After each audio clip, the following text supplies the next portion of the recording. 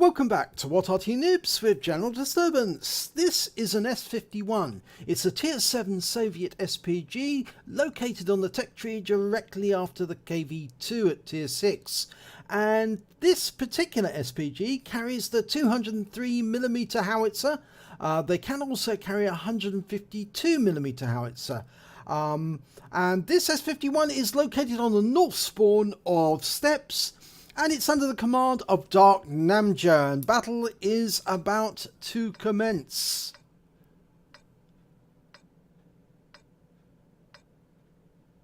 And they're off. Now the S-51 was actually designed on the chassis of the KV-1S. And in fact, actually, it was totally unsuitable chassis for this so powerful howitzer, mainly because actually it would shake the whole thing to pieces every time it fired. It's a very strong gun, and they found that they even tried fixing two chassis together to try and distribute the recoil, but every time they fired it, it would literally shake the chassis to pieces. So in the end they discontinued the project. So this SPG didn't actually exist on the battlefield, but it was tested extensively by the Soviets. Well, he's moved to a firing position in the west side of the map, and is now looking for a target to fire at. And he's got some targets over by the enemy cap. Now he's only got 12 shots because it's 203mm ammunition. It's a lot of it. It's very big ammunition. But he switched target to an M46 pattern. And this particular Arty is known for getting lots of bombardiers, mainly because it's got a very big footprint on the shell. Now he's styling in his reticule there on a Scorpion and a Panther M10 on the other side of the battlefield. It's got a huge amount of force when the shell lands, and he's loaded, rounds out. Oh, look at that! He took out the Scorpion with one shot and badly damaged the Panther M10. He almost took that one out as well. 234 hit points. The Panther M10 has now dropped in hit points dramatically. And he's taken his shot. He's now got a fairly long reload, so he's going to have to move. It's 44 seconds between shots. 44.1 actually. So he can quite easily adjust his position, go and make a cup of tea, and come back, and it still be loading. No, not seriously, but it's like that. And the Panther M10 goes down, so I think he's going to take that IS now. Lined it up, rounds out. Oh! Even with a near miss, it did 129 hit points of damage and gave the IS a very long stun. Now, he's changing targets. He's going after the Conqueror and the Tiger II. They're in the south on the west side. He's got a few seconds though before he'll reload. If the two tanks form a line together, he can actually do a lot of damage to both of them. But it looks to me like the Tiger II is up front and the Conqueror's holding back. Of course, we know the M46 pattern is actually behind those rocks as well, and he's keeping our teammates lit up. Okay, we fire a round in. Oh, look at that! 421 hit points on the Tiger II and a further 218 on the Conqueror. They did come together, and it was a bit of a mistake for them to do so. Now, Darknamja's adjusted his position again to avoid counter battery.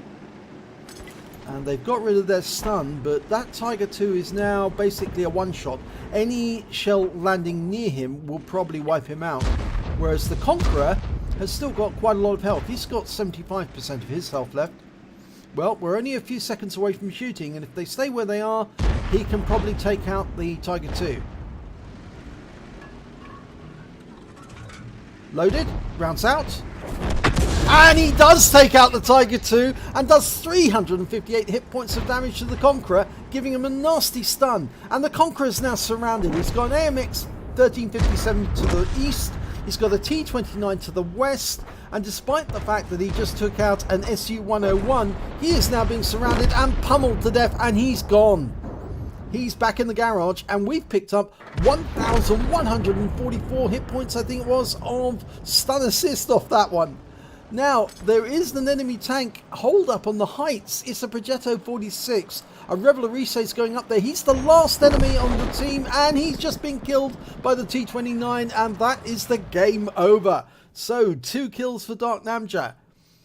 Let's have a look and see how the battle went. And it's an ace tanker for Darknamja in the S-51. He also picked up his first mark of excellence in the S-51. Beautiful to get that. And also a bruiser medal for getting at least 5 critical hits. He got 9 in total. He did a lot of damage to the enemy very, very quickly with that gun. And he only fired a few shots to get that. Let's have a look at team scores. Well, he didn't get the highest amount of damage. He came 4th, 1,864 hit points of damage. But when it came to kills, he was joint 2nd. He managed to get 2, so did the AMX 1390 and the T29. The highest scorers were the AMX 1357. He got 3, so did the E50. And the AMX 1357 picked up an Orlix medal because he actually took down enemy tanks that were actually a higher tier than him. So let's have a look at base XP, and we can see that Darknamja was top of the table when it came to base XP because he earned 1,109 experience points during that battle. This was a tier 8 battle after all, and he was a tier 7 Arty, so he was doing a lot of damage to higher tier opponents such as that Conqueror. So let's have a look at detail report. 4 shots fired, only 4. He got 2 direct hits, 2 penetrations and 6 splash. So you can see he was actually hitting multiple targets at once, and as you saw with the that was the case with the Tiger II and the Conqueror. He did damage of 1,864 hit points, all at more than 300 meters. He damaged 5 of the enemy but killed 2 of them, and did stun assistance damage of 1,637 hit points off 6 stuns. On a premium account, he earned 51,384 credits, and despite the fact that he only fired 4 rounds, he did have to pay a lot in credits for those rounds, 7,640, because the 203mm rounds are frightfully expensive. He did receive, though, 43,744 credits to take away at the end of the battle, and that's a very good total.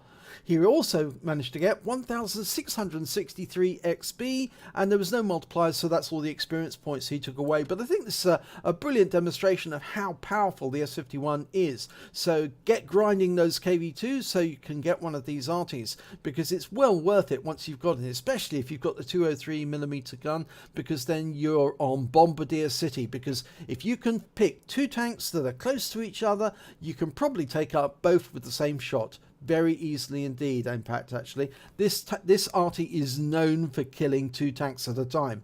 So, if you enjoyed this replay, please give it a like and do subscribe to our channel, and hopefully it'll be your replay that I'll be featuring in the next video.